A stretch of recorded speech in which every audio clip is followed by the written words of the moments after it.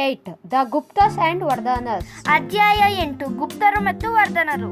In this chapter you learn ಈ ಅಧ್ಯಾಯದಲ್ಲಿ ಕೆಳಗಿನ ಅಂಶಗಳನ್ನು ತಿಳಿಯುತ್ತೇವೆ. the important Gupta rulers and their political achievements, ಗುಪ್ತ ಸಾಮ್ರಾಜ್ಯದ ಪ್ರಸಿದ್ಧ ದೊರೆಗಳು, ರಾಜಕೀಯ ಸಾಧನೆಗಳು, their contribution to literature and science, ಗುಪ್ತ ಸಾಮ್ರಾಜ್ಯದ ಸಾಹಿತ್ಯಿಕ ಮತ್ತು ವಿಜ್ಞಾನದ ಕೊಡುಗೆಗಳು, the famous rulers' expansion and growth of Gupta Empire, ವರ್ಧನ ಸಾಮ್ರಾಜ್ಯದ ಬೆಳವಣಿಗೆ, ಸಾಹಿತ್ಯಿಕ ಮತ್ತು ಶೈಕ್ಷಣಿಕ ಕ್ಷೇತ್ರಕ್ಕೆ ನೀಡಿದ ಕೊಡುಗೆಗಳು.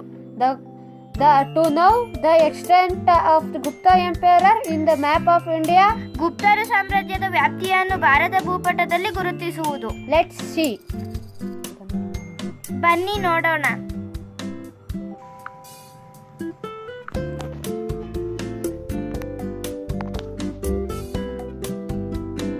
The Gupta Empire, which rose to power in 4th century AD, flourished for around 2 centuries.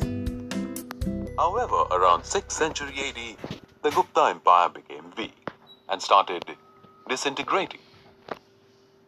This caused many small kingdoms to rise up and prosper. The Vardhan kingdom of Thaneshwar in present-day Haryana was one of them. The Vardhan or Pushyabhuti dynasty began ruling from 6th century. ನಾವು ಈಗ ನೋಡ್ವಲ್ಲ ಅದೇ. After the Mauryas and Kushanas, ಮೌರ್ಯರು ಹಾಗೂ ಕುಶಾಣರ ನಂತರ ಉದಯವಾದ ಸಾಮ್ರಾಜ್ಯವೇ ಗುಪ್ತರ ಸಾಮ್ರಾಜ್ಯ. after the collapse of Maurya Empire, the northern India was ruled by Kushanas and the southern India was ruled by Satavahanas. Maurya ಸಾಮ್ರಾಜ್ಯದ ಪತನದ ನಂತರ ಉತ್ತರದಲ್ಲಿ ಕುಶಾಣರು ಹಾಗೂ ದಕ್ಷಿಣದಲ್ಲಿ ಶಾತವಾಹನರು ಆಳ್ವಿಕೆ ನಡೆಸಿದರು. Both the empires ended by the mid-3rd century. ಈ ಎರಡು ಸಾಮ್ರಾಜ್ಯಗಳು ಸಾಮಾನ್ಯ ಶಕೆ 3ನೇ ಶತಮಾನದ ಮಧ್ಯಭಾಗದಲ್ಲಿ ಕೊನೆಗೊಂಡವು. Guptas were the feudatory rulers of Kushanas. They were ruling in the present Uttar Pradesh and established the base for the West Empire after the decline of Kushanas. ಗುಪ್ತರು ಉತ್ತರ ಪ್ರದೇಶದಲ್ಲಿ ಕುಶಾಣ ಆಗಿದ್ದು ಅವರ ಅವನತಿಯ ನಂತರ ಮೌರ್ಯರಂತೆ ವಿಶಾಲವಾದ ಸಾಮ್ರಾಜ್ಯ ಸ್ಥಾಪನೆಗೆ ಬುನಾದಿಯನ್ನು ಹಾಕಿದರು. Their rule kept North India united from 335 century to 455 century. ಸಾಮಾನ್ಯ ಸೆಕೆ 335ರಿಂದ 455ರವರೆಗೆ ಉತ್ತರ ಭಾರತವನ್ನು ಒಗ್ಗಟ್ಟಿನಲ್ಲಿರಿಸಿದರು. The Gupta dynasty came into power by 275 century. ಗುಪ್ತರ ಸಂತತಿಯ 275ರ ಶತಮಾನದಲ್ಲಿ ಅಧಿಕಾರಕ್ಕೆ ಬಂದಿತು. Sri Gupta is the founder of the dynasty. Sri Gupta ಈ ವಂಶದ ಮೂಲ ಸ್ಥಾಪಕ. They started their rule from Prayaga. Later, Guptas made Pataliputra as their capital. ಗುಪ್ತರ ಪಾಟಲಿಪುತ್ರವನ್ನು ತಮ್ಮ ರಾಜಧಾನಿಯಾಗಿ ಮಾಡಿಕೊಂಡಿದ್ದರು. Pataliputra remained the capital of the West Gupta Empire. Pataliputra ಮತ್ತೊಮ್ಮೆ ದೊಡ್ಡ ಸಾಮ್ರಾಜ್ಯದ ಕೇಂದ್ರವಾಯಿತು. Guptas encouraged religion, art, literature and science during the period. ಗುಪ್ತರು ತಮ್ಮ ಅವಧಿಯಲ್ಲಿ ಧರ್ಮ, ಸಾಹಿತ್ಯ, ಕಲೆ, ವಿಜ್ಞಾನಕ್ಕೆ ಪ್ರೋತ್ಸಾಹ ನೀಡಿದರು. Source of reference. ಆಕಾರಗಳು. The following sources are useful to know about Guptas. ಗುಪ್ತರ ಇತಿಹಾಸವನ್ನು ತಿಳಿದುಕೊಳ್ಳಲು ಸಹಾಯಕವಾಗುವ ಆಕಾರಗಳು ಯಾವುದೆಂದರೆ Pillar inscription of Allahabad. Allahabad ಸ್ತಂಭ ಶಾಸನ. Pillar inscription of Mehruli. ಮೆಹರುಲಿಯ ಸ್ತಂಭ ಶಾಸನ. Vishakadutta Mudrarakshasa and Devi Chandragupta. ವಿಶಾಖದತ್ತನ Mudrarakshasa ಮತ್ತು ದೇವಿ ಚಂದ್ರಗುಪ್ತ. ರಾಜಶೇಖರ ಪೊಯೆಟಿಕ್ಸ್. ರಾಜಶೇಖರನ ಕಾವ್ಯ ಮೀಮಾಂಸೆ. Kalidasa literary works. ಕಾಳಿದಾಸನ ಕೃತಿಗಳು. Kaumudi Chamandi celebration of Vijayakar. ವಿಜ್ಞಾನಿಕೆಯ ಕೌಮದಿ ಮಹೋತ್ಸವ. The writing of Fayan and Hastings. ಫಾಯಿಯಾನ ಮತ್ತು ಈಥಿಂಗ್ಸ್ ಬರವಣಿಗೆಗಳು. The politic history. ರಾಜಕೀಯ ಇತಿಹಾಸ.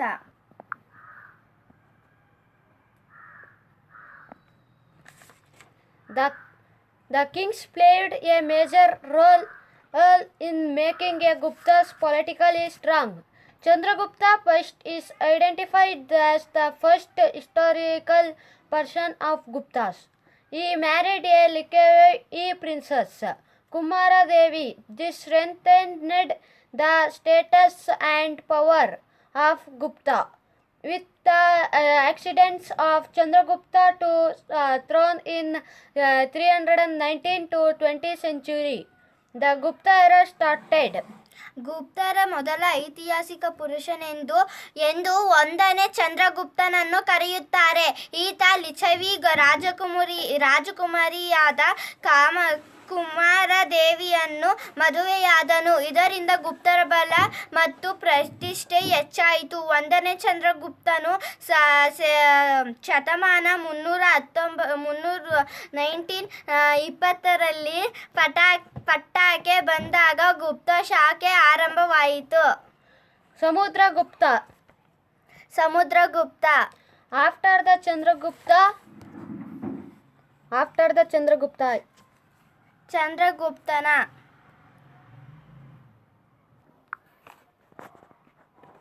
After the Chandragupta, we see his son Samudragupta. ಚಂದ್ರಗುಪ್ತನ ನಂತರ ಇವನ ಮಗ ಸಮುದ್ರಗುಪ್ತನ ಅಧಿಕಾರಕ್ಕೆ ಬಂದನು. His achievements have been commemorated in the Allahabad pillar inscribed by Haryana. ಹರಿಸೇನನು ರಚಿಸಿದ ಅಲಹಾಬಾದ್ ಶಾಸನದಿಂದ ಅವನ ಸಾಧನೆಗಳು ಅಮರಗೊಂಡಿವೆ. This is Sanskrit language and has been inscribed on his pillar. ಇದು ಸಂಸ್ಕೃತ ಭಾಷೆಯಲ್ಲಿದ್ದು ಅಶೋಕನ ಸ್ತಂಭ ಶಾಸನವೊಂದನ್ನು ಮೇಲೆ ಕೆತ್ತಲಾಗಿದೆ. Most part of India was under the rule of the Guptas during the time of Samudragupta. ಭಾರತದ ಬಹುಭಾಗವು ಇವನ ಕಾಲದಲ್ಲಿ ಗುಪ್ತರ ಆಳ್ವಿಕೆಗೆ ಒಳಪಟ್ಟಿತು. His Ashwamedha brings to mind the Vedic rituals, and the traditional Samudragupta was not just conqueror but a great poet and lover of music too. ಇವನ ಅಶ್ವಮೇಧವಾಗುವ ವೈದಿಕ ವಿಧಿವಿಧಾನಗಳನ್ನು ಮರುಕಳಿಸಿತು. ಸಮುದ್ರಗುಪ್ತನು ಕೇವಲ ಆಕ್ರಮಣಕಾರಿಯಲ್ಲ, ಇವನ ಮಹಾಕವಿ ಹಾಗೂ ಸಂಗೀತ ಪ್ರಿಯನೂ ಆಗಿದ್ದನು. His passion for music can be seen in the gold coins which depict him playing on the veena. ಇವನ ಸಂಗೀತದ ಯಾವುವು ಅವನ ಕಾಲದ ಚಿನ್ನದ ನಾಣ್ಯಗಳಲ್ಲಿ ವೀಣೆಯನ್ನು ನುಡಿಸುತ್ತಿರುವ ಚಿತ್ರದ ಮೂಲಕ ವ್ಯಕ್ತವಾಗಿದೆ. Let's see Samudragupta coin. Let's see Samudragupta coin. ಈಗ ನಾವು ಸಮುದ್ರಗುಪ್ತನ ಕಾಯಿನ್ ಅನ್ನು ನೋಡೋಣ. This is a Samudragupta coin. ಇದೇ ಸಮುದ್ರಗುಪ್ತನ ನಾಣ್ಯ. Chandragupta II. ಎರಡನೇ Chandragupta. Chandragupta expanded the kingdom of Samudragupta and brought stability. ಸಮುದ್ರಗುಪ್ತನ ಸಾಮ್ರಾಜ್ಯವನ್ನು ಎರಡನೇ ಚಂದ್ರಗುಪ್ತನು ಮತ್ತಷ್ಟು ವಿಸ್ತರಿಸಿ ಸ್ಥಿರತೆಯನ್ನು ತಂದನು. He defeated the Sikhs and made Western India a part of Samugupta Empire. ಇವನು ಶಕರನ್ನು ಸೋಲಿಸಿ ಪಶ್ಚಿಮ ಭಾರತವನ್ನು ಗುಪ್ತರ ಸಾಮ್ರಾಜ್ಯಕ್ಕೆ ಸೇರಿಸಿಕೊಂಡನು. He developed relationship with the many Indian royal families through marriage and become a very influential. He earned the title Vikramaditya.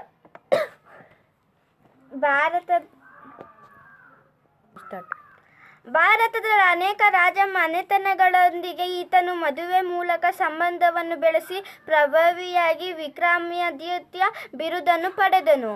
His region is memorable more for the encouragement given to literature and art rather than for its battles. ಇವನ ಕಾಲದಲ್ಲಿ ಯುದ್ಧಗಳಿಗಿಂತ ಸಾಹಿತ್ಯ ಹಾಗೂ ಕಲೆಗೆ ನೀಡಿದ ಪೋಷಣೆಯು ಸ್ಮರಣೀಯವಾಗಿದೆ. The famous Sanskrit poet and the dramatist Kalidasa belonged to this age. Meghaduta, Raghavamsa, Kumarasabhya and Ritu-Samara are the poem. Abhijan Shakuntala is one of the noteworthy dramas. ಸುಪ್ರಸಿದ್ಧ ಸಾಂಸ್ಕೃತಿಕ ಕವಿ ಹಾಗೂ ನಾಟಕಕಾರ ಕಾಳಿದಾಸನು ಇದೇ ಕಾಲಕ್ಕೆ ಸೇರಿದವನು. ಮೇಘದೂತ, ರಾಜವಂಶ, ಕುಮಾರ ಸಂಭವ ಹಾಗೂ ಋತುಸಂಹಾರ ಅವನ ಕಾವ್ಯಗಳು. ಅಭಿಜ್ಞಾನ ಶಾಕುಂತಲವು ಅವನ ಶ್ರೇಷ್ಠ ನಾಟಕಗಳಲ್ಲಿ ಒಂದು. Sudrakas, Miruchakat and the Visakadatta Mudrarakshasa are the other literary work of this period. ಶೂದ್ರಕನ ಮೃಚಕಟಿಕ ಹಾಗೂ ವಿಶಾಖದತ್ತನ ಮುದ್ರರಾಕ್ಷಸ ಈ ಕಾಲದ ಇತರ ಕೃತಿಗಳು. The Gupta Empire was subjected to continental attacks of the Huns and the soon declined. The Guptas did not have a fully equipped large army. 100 ದಾಳಿಗೆ ನಿರಂತರವಾಗಿ ಒಳಗಿದ ಗುಪ್ತರ ಸಾಮ್ರಾಜ್ಯವು ಪತನ ಕಂಡಿತು. ಗುಪ್ತರು ಬೃಹತ್ ಸುಸಜ್ಜಿತ ಸೇನೆಯನ್ನು ಹೊಂದಿರಲಿಲ್ಲ. The kings Vashala would fulfill the requirements during the times of war. ಸಮಾಂತರ ಸೈನ್ಯದ ಅವಶ್ಯಕತೆಯನ್ನು ಯುದ್ಧಗಳ ಸಮಯದಲ್ಲಿ ನೀಗುತ್ತಿದ್ದರು. Hence the vassal had become very powerful. ಹೀಗಾಗಿ ಸಾಮಂತರು ಇವರ ಕಾಲದಲ್ಲಿ ಬಹಳಷ್ಟು ಅಧಿಕಾರವನ್ನು ಚಲಾಯಿಸುತ್ತಿದ್ದರು. The bureaucracy consisted of Kumara Amarcha. ಅಧಿಕಾರ ವರ್ಗವು ಕುಮಾರ ಅಮರ್ತ್ಯರಿಂದ ಕೂಡಿತ್ತು. They had various positions. ವಿವಿಧ ಹುದ್ದೆಗಳ ಕುಮಾರ ಅಮಾತ್ಯರು ಹೊಂದಿದ್ದರು. The administration and the districted. ಆಡಳಿತವು ವಿಕೇಂದ್ರೀಕೃತಗೊಂಡಿತು. The priest received many grants.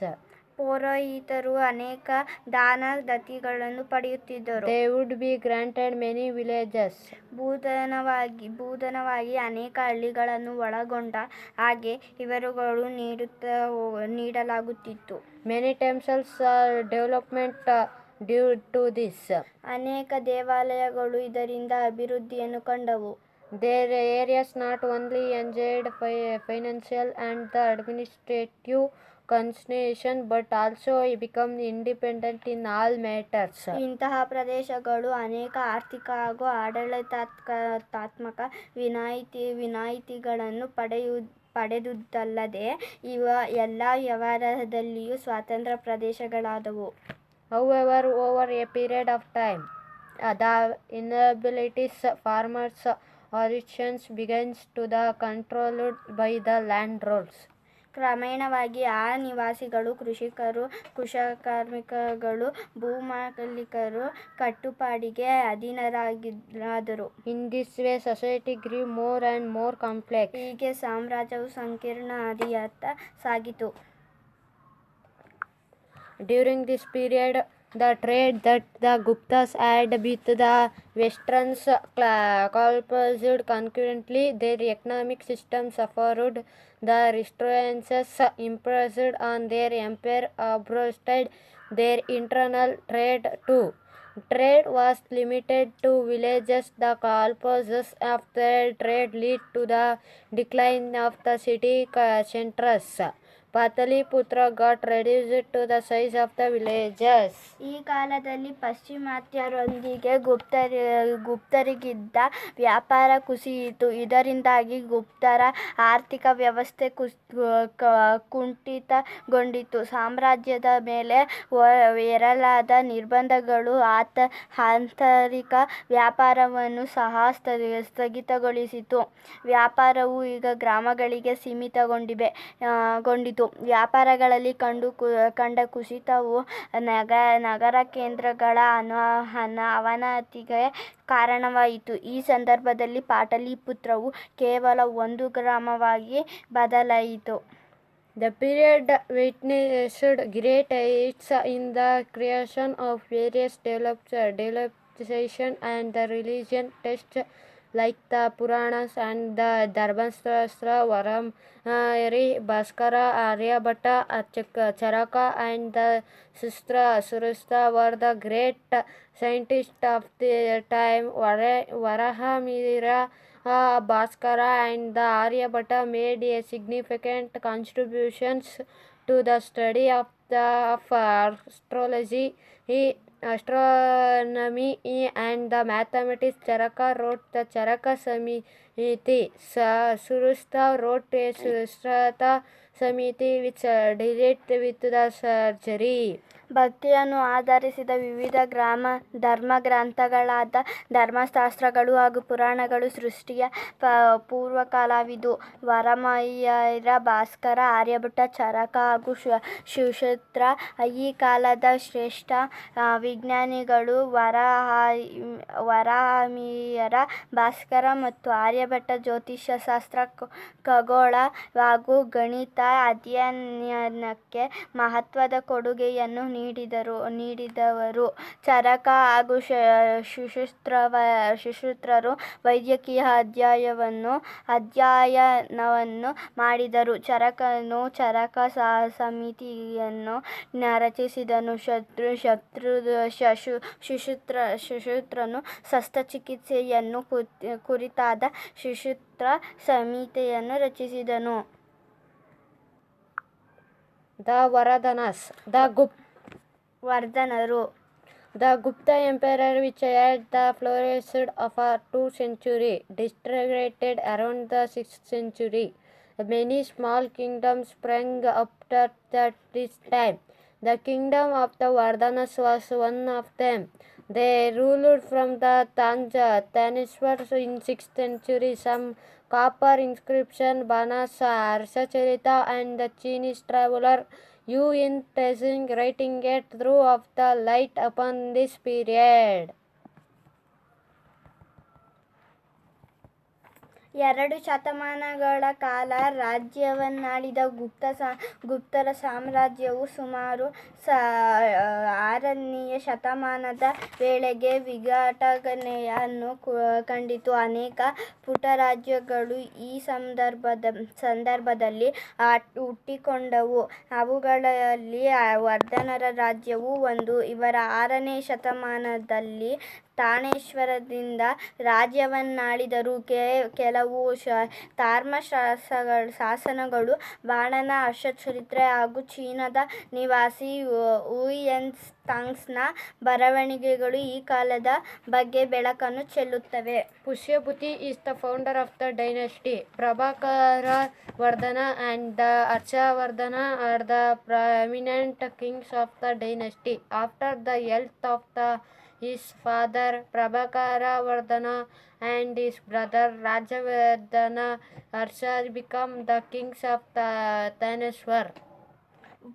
ಪುಷ್ಯಭೂತಿಯು ಈ ವಂಶದ ಸಂಸ್ಥಾಪಕ. ಪ್ರಭಾಕರ ವರ್ಧನ ಹಾಗೂ ಹರ್ಷವರ್ಧನರು ಈ ಮನೆತನದ ಪ್ರಮುಖ ದೊರೆಗಳು. ಹರ್ಷನ ತಂದೆಯಾದ ಪ್ರಭಾಕರ ವರ್ಧನ ಹಾಗೂ ಸಹೋದರನಾದ ರಾಜವರ್ಧನನ ಮರಣದ ನಂತರ ಇವನು ತಾಣೇಶ್ವರದ ಅಧಿಪತಿಯಾದನು. ಇವನ ಸಹೋದರಿ ರಾಜಶ್ರೀಯನ್ನು ಕನೌಜಿನ ರಾಜನಿಗೆ ಕೊಟ್ಟು ಮದುವೆ ಮಾಡಿದನು. His sister Rajeshwari was married to the king of Kanuja.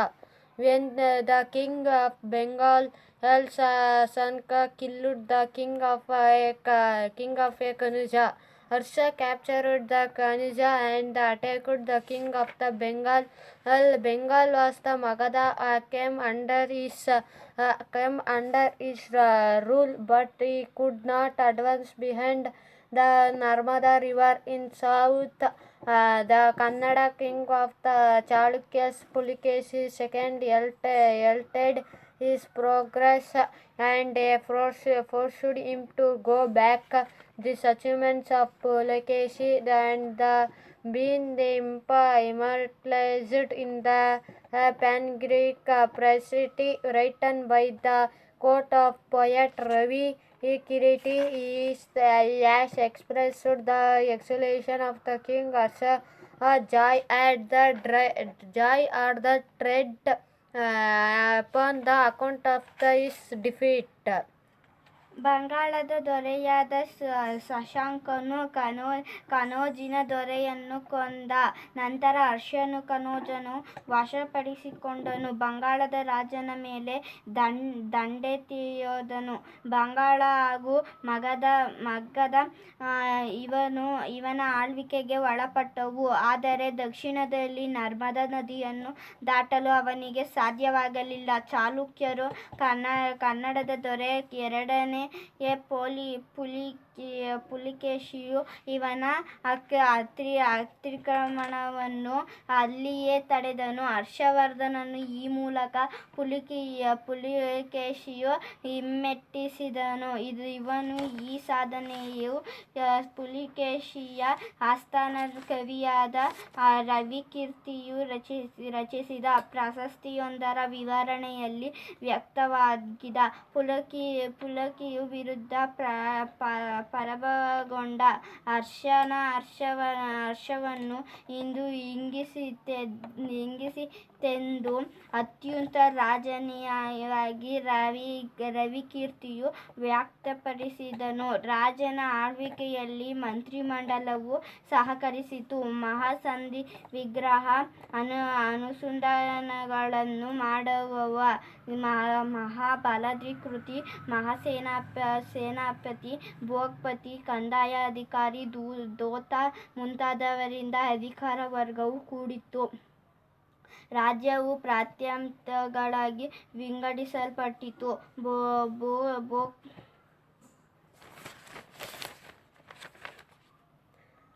The kingdom had been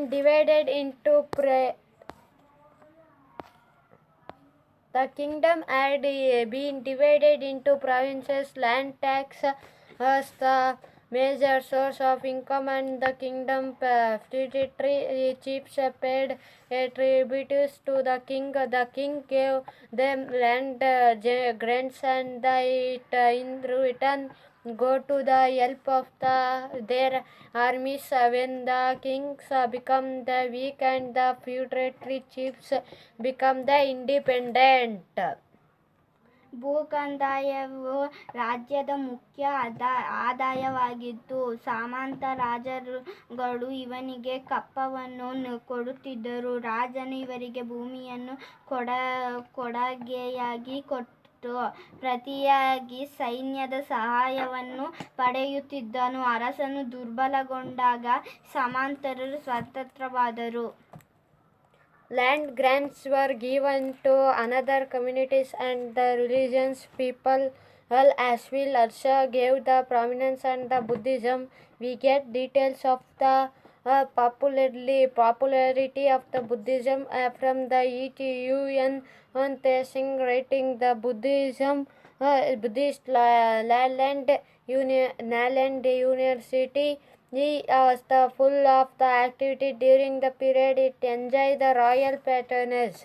ಬುಧನವನ್ನು ಇತರೆ ಸಮುದಾಯಗಳಿಗೆ ಹಾಗೂ ಧರ್ಮದವರಿಗೆ ನೀಡಲಾಗುತ್ತಿತ್ತು. ಹರ್ಷನು ಬೌದ್ಧ ಧರ್ಮಕ್ಕೆ ಪ್ರಸ್ತಾವವನ್ನು ನೀಡಿದನು. ಈ ಕಾಲದಲ್ಲಿಯೂ ವ್ಯಾಪಕವಾಗಿದ್ದ ಬೌದ್ಧ ಧರ್ಮದ ವಿವರಣೆಯನ್ನು ವೈಷ್ಣವನ ಬರವಣಿಗೆ ತಿಳಿಯಬಹುದು. ಬೌದ್ಧರ ವಿಶ್ವವಿದ್ಯಾಲಯವು ಈ ಕಾಲದಲ್ಲಿ ಅತ್ಯುನ್ನತ ಚಟುವಟಿಕೆ ಕೂಡಿತ್ತು. ಅದಕ್ಕೆ ರಾಜನ ಆಶ್ರಯವಾಯಿತು. Thank you.